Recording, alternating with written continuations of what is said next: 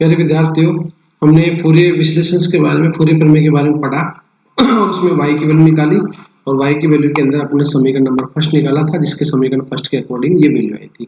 और यदि इसमें विस्थापन का मान निकालने के लिए मेरे पास a0, an और bn का मान प्राप्त हो जाता है तो ये y की वैल्यू मैं फाइंड आउट कर सकता हूँ। तो इसके लिए मैंने समीकरण निकाल दिया था, a0, an और bn की वैल्यू हमने फाइंड आउट की थी।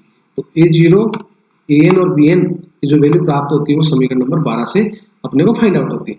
ठीक है, आज हम फूरियर जो श्रेणी है उसकी विशेषताओं के बारे में पढ़ेंगे कि फूरियर श्रेणी की विशेषताएं क्या होती हैं। तो फूरियर श्रेणी की विशेषताओं के लिए देखो,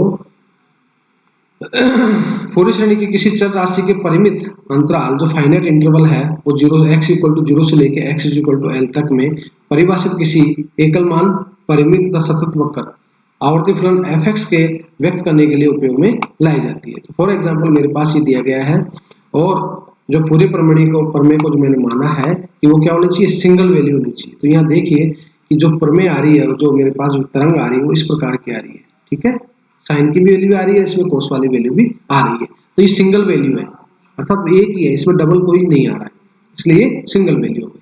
परिमित है, परिमित का मतलब फाइनाइट, निश्चित है। 0 से लेके मैंने l तक किया या 2l तक किया या 0 से लेके इन्फिनिटी प्लस इन्फिनिटी के बीच एक फिक्स है। इसी प्रकार से माइनस वाली पोजीशन में फिक्स है, माइनस से l तक ले गया, -2l तक वो तरंग चली, तो परिमित है। और साथ में क्या है, सतत है। तो सतत होगी तो उस कंडीशंस में क्या होगी, कंटिन्यूअस, मतलब कंटिन्यूअस है, कहीं से ब्रेक नहीं हो रही, लगातार ये तरंग चल रही है, इसमें कहीं से भी ब्रेक नहीं हुई। तो इसलिए फूरियर प्रमेय की जो विशेषता प्राप्त हुई कि फूरियर श्रेणी के समान fx को x equal two plus minus का l प्लस माइनस का 2l प्लस माइनस का 3l आदि पर आवर्तित वाले ज्या तथा कोज्या पदों के रूप में व्यक्त किया जा सकता है। अतः y fx की जो वैल्यू प्राप्त हुई वो प्राप्त हुई fx equal to a0 plus summation over n equal to 1 to infinity into में an तो sin 2 pi n x upon में l।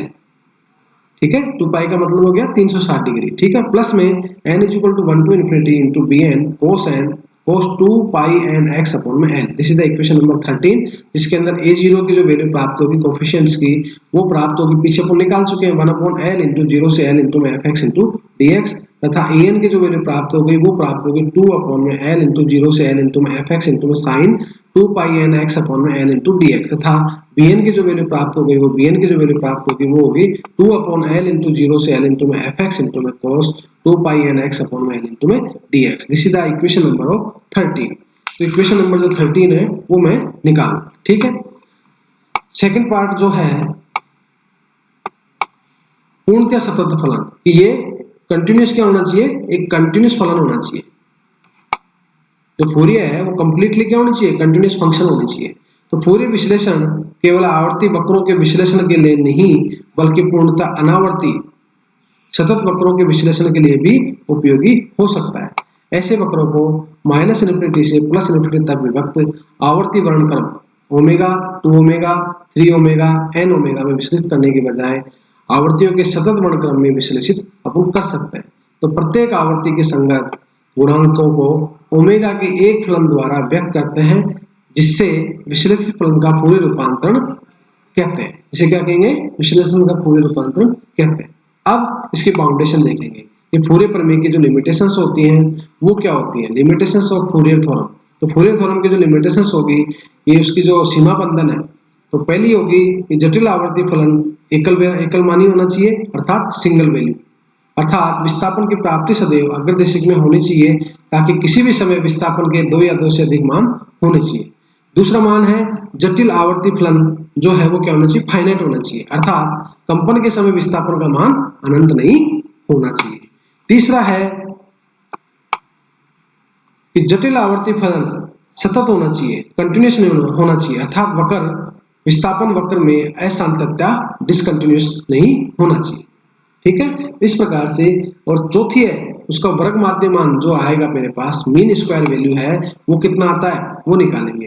तो फॉर एग्जांपल समीकरण नंबर 1 से मैंने निकाला, और यदि y बराबर ft जटिल फलनों के वर्ग का माध्य मान t बराबर 0 से लेके t बराबर कैपिटल T के मध्य ज्ञात करना चाहें तो माध्य की परिभाषा से परिभाषा से वाई स्क्वायर का जो मीन होगा उसकी वैल्यू होगी एफ स्क्वायर ओमेगा टी का माध्य इक्वल टू 1/t 0 से लेकर T into y square into D T. This is the equation number 14 प्राप्त हो गया। तो समीकरण नंबर 1 से मान समीकरण नंबर 14 में रखने पर क्या प्राप्त हो गया, इसका मैंने माध्य किया, तो माध्य किया तो समीकरण नंबर 1 को मैंने किया तो उससे मेरे पास वाई स्क्वायर का माध्य equal to A zero square upon T into 0 से लेकर T into D T plus में summation over N is equal to 1 to infinity A N square upon T 0 से लेकर T into sine square N omega T into D T plus में N is equal to 1 to infinity into में B N square upon में T 0 से लेकर T into cos square N omega T into D T. This is the equation number 15।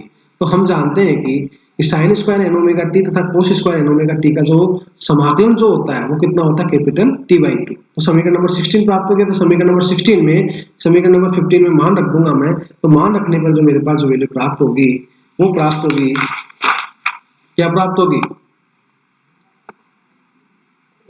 Y square का जो माध्य प्राप्त होगा वो प्राप्त होगा ए जीरो स्क्वायर प्लस में summation over N is equal to 1 to infinity plus into में 1/2 ए एन का स्क्वायर प्लस में बी एन का स्क्वायर। क्यों, this is the value of t by two. तो टी से टी कैंसिल हो गया, तो टी से टी कैंसिल होने के बाद मेरे पास जो वैल्यू प्राप्त हो गई वो प्राप्त हो गई कि ये वैल्यू जो प्राप्त हुई उसमें तो क्या आ गया भाई, इसका समाकलन करेंगे, इसका समाकलन करेंगे तो कैपिटल टी आएगा, कैपिटल टी से कैपिटल टी कैंसिल हो जाएगा, तो ये वैल्यू तो आ गई ए जीरो का स्क्वायर आ गया प्लस इस वैल्यू का मैंने समाकलन किया तो अपन कह रहे हैं कि sine square N omega T into D t का मतलब क्या होता है t by two, capital t by two. तो कैपिटल टी बाई टू रखा तो टी से टी कैंसिल हो गया, तो मेरे पास जो वैल्यू प्राप्त हो गई वो प्राप्त हो गई n is equal to 1 to infinity into में ए एन स्क्वायर अपॉन में 2 प्राप्त हो गया और प्लस में ये बी वाला जो पार्ट था वो 0 से लेकर टी किया इंटू में cos square N omega two into D t किया। तो इस केस में मेरे पास जो वैल्यू प्राप्त हुई वो प्राप्त हुई कि इसका मैंने समाकलन किया तो cos square N omega T into D t का मतलब हो गया कैपिटल टी बाई टू प्राप्त हो गया। तो कैपिटल टी से टी कैंसिल हो गया तो इसकी वैल्यू 1/2 इंटू में बी एन का स्क्वायर प्राप्त होगी। तो मेरे पास जो वाई स्क्वायर का जो माध्यम की वैल्यू जो प्राप्त होती है वो प्राप्त होती है equal to A zero square plus में summation N is equal to 1 to infinity into में 1/2 इंटू में ए एन स्क्वायर प्लस में बी एन का स्क्वायर। तो ये समीकरण नंबर जो 17 है ये मेरे पास उस पूरे प्रमेय के जो मेरे पास जो सीमा क्या बोलते हैं पूरे प्रमेय के क्या थे, एक तरह के सीमा बंधन थे, उसकी लिमिटेशंस थी। तो लिमिटेशंस में मैंने सबसे पहले बताया कि पूरे प्रमेय एकलमानी होना चाहिए। दूसरी मैंने बात की किसकी कि जटिल जो आवर्ती फलन है वो फाइनाइट होना चाहिए। और तीसरी जो बात मैंने की है कि वो उसका जो वर्ग माध्य मान है उसका मान क्या प्राप्त होना चाहिए, समीकरण नंबर 17 प्राप्त होना चाहिए। अर्थात वाई स्क्वायर का जो माध्य प्राप्त होगा उसकी वैल्यू प्राप्त होगी ए जीरो का स्क्वायर प्लस में समेशन ओवर ए एन का स्क्वायर प्लस में बी एन का स्क्वायर की 1/2।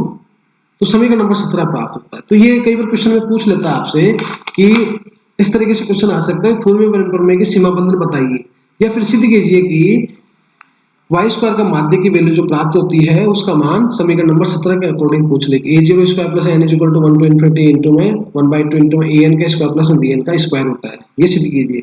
या फिर सिद्ध कीजिए कि माध्य में जो वर्ग मान है उसका मान निकालिए। या फिर ये भी पूछ सकता है कि पूरे प्रमेय के सीमा बंधन बताइए। ठीक है, इसके बारे में आपसे कुछ भी पूछ सकता है, तो इसलिए अपने को इस चीज के लिए बिल्कुल तैयार रहना है। इसलिए क्वेश्चन किसी भी तरीके से पुटअप हो सकता है। तो पहले पूरे प्रमेय बता सकते हैं आप, पूरे प्रमेय के बाद में उसके अंदर ए जीरो ए एन और बी एन कोएफिशिएंट सब निकाल लेंगे। निकालने के बाद में फिर यदि पूरे प्रमेय पूछे कि भाई कहाँ काम आती है, क्यों काम आती है, तो जटिल जो वाद्य यंत्र होते हैं, वाद्य यंत्रों से जो निकलने वाली जो ध्वनि होती है या तरंगे जो निकलती है वो बहुत ही जटिल होती है। तो उन जटिल तरंगों को सोल्व करने के लिए मैं मैथमेटिकल डेरिवेशंस पूरे प्रमेय का काम में लेते हैं और मैथमेटिकल डेरिवेशंस के द्वारा उसका सॉल्यूशन निकालते हैं। लेकिन पूरे प्रमेय के अंदर 3 कंडीशंस बताई, सिंगल वैल्यू होना चाहिए, कंटिन्यूस होना चाहिए और क्या होना चाहिए, क्या बोलते हैं उसे, कंटिन्यूस होना चाहिए, सिंगल वैल्यू होना चाहिए और फाइनाइट होना चाहिए। ये 3 तरह की कंडीशन उसके लिए होती है, सिंगल वैल्यू, फाइनाइट और कंटिन्यूस। तो ये सारी चीजें यदि होंगी तो ही वो जो मेरे पास जो तरंग आएगी वो पूरी तरंग कहलाएगी और उनका माध्य भी अपन वर्ग माध्य निकाल सकते हैं इक्वेशन नंबर 17 की तरह। तो इक्वेशन नंबर 17 की तरह अपन उसका माध्य मान निकाल सकते हैं। तो ये वैल्यू मेरे पास प्राप्त होगी समीकरण नंबर किससे, पूरी श्रेणी की जो विशेषता है वो मैंने बता दी और उसके द्वारा मैं y की वैल्यू निकाल सकता हूँ। तो ये मेरे पास वैल्यू आ गई इसकी। अब नेक्स्ट जो इसके बाद में अपन पढ़ेंगे वो पढ़ेंगे कि पूरे प्रमेय के जो एप्लीकेशंस है, अनुप्रयोग है। अनुप्रयोग में क्या आ गया, वर्गाकार तरंग आ गई, ठीक है ना, और क्या बोलते हैं उसे आरोग्य धातु जैसी तरंग आ गई, तो इन तरंगों के बारे में अपन अध्ययन करेंगे। तो फूरियर प्रमेय के दो उदाहरण है, तो इसके जस्ट बाद हम फूरियर प्रमेय के अनुप्रयोग के बारे में, वर्गाकार जो तरंग है उसके बारे में अध्ययन करेंगे। धन्यवाद।